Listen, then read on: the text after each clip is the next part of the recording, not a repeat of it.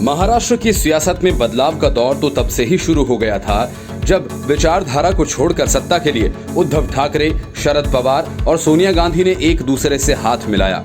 तब न शिवसेना का हिंदुत्व टिका और न कांग्रेस की सेक्युलर सियासत। राजनीति में सब जायज है। ये वाक्य उद्धव ठाकरे से लेकर शरद पवार तक तब से अब तक लगातार दोहरा रहे हैं। लेकिन महाराष्ट्र में एक और सियासी बदलाव की तैयारी है। राज ठाकरे उत्तर भारतीयों के विरोध से तौबा करेंगे और बीजेपी के रथ पर सवार होकर खांटी हिंदुत्व की सियासत करेंगे। बीजेपी के प्रदेश अध्यक्ष राजनीति में ये अटकलें लगाई जा रही हैं कि बीजेपी के चंद्रकांत पाटिल महज चाय पीने राज ठाकरे के घर नहीं गए थे। जाने से पहले पूरा होमवर्क किया गया। राज ठाकरे ने अपने भाषणों की सारी वीडियोस भेजी। पार्टी ने उसे गौर से सुना और तब जाकर राज ठाकरे से मिलने पहुंचे।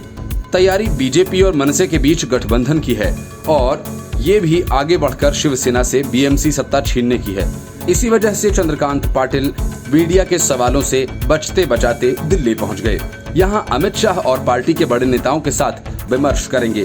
लेकिन इस बीच देवेंद्र फडणवीस ने ऐसा बयान दे डाला कि देवेंद्र फडणवीस ने बीजेपी के एमएनएस के साथ जाने के मुद्दे पर कहा कि भगवा पार्टी सिर्फ एक इंजन के साथ साल 2024 के आम चुनाव में उतरेगी। असल में रेलवे इंजन महाराष्ट्र नवनिर्माण सेना के चुनाव चिन्ह का भी है। पुणे में देवेंद्र फडणवीस ने कहा कि एमएनएस के साथ चुनाव से पहले गठबंधन को लेकर चंद्रकांत पाटिल पहले ही अपनी स्थिति साफ कर चुके हैं। साल 2004 के चुनाव में बीजेपी सिर्फ एक इंजन के साथ चुनावी मैदान में उतरेगी। हालांकि देवेंद्र फडणवीस ने ये साफ नहीं किया कि उनकी पार्टी राज ठाकरे के साथ जाएगी या फिर अकेले ही आम चुनावों में उतरेगी। महाराष्ट्र बीजेपी को लेकर इस बात के भी कयास लगाए जा रहे थे कि बीजेपी जल्द ही चंद्रकांत पाटिल की जगह किसी अन्य नेता को पार्टी का प्रदेश अध्यक्ष बना सकती है।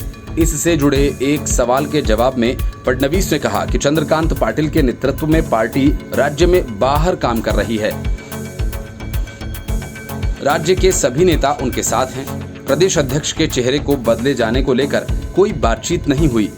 इससे पहले महाराष्ट्र नवनिर्माण सेना के अध्यक्ष राज ठाकरे के मुंबई स्थित घर पर चंद्रकांत पाटिल की मुलाकात हुई थी। इस मुलाकात के बाद पाटिल ने कहा था कि इस मीटिंग में गठबंधन को लेकर कोई चर्चा नहीं हुई है। राज ठाकरे ने मुझसे कहा कि मुंबई में रहने वाले गैर मराठियों से उन्हें कोई परहेज नहीं है। अभी भी हमारे बीच कुछ राजनीतिक भिन्नताएं हैं और दोनों पार्टियों के बीच गठबंधन को लेकर कोई चर्चा नहीं हुई है। पाटिल ने दिल्ली में पत्रकारों से कहा कि मैं यहां पार्टी के वरिष्ठ नेताओं से मिलकर राज ठाकरे से हुई बातचीत के बारे में बताने के लिए आया हूं। कोई भी निर्णय पार्टी के वरिष्ठ नेता ही लेंगे। Report, news of India.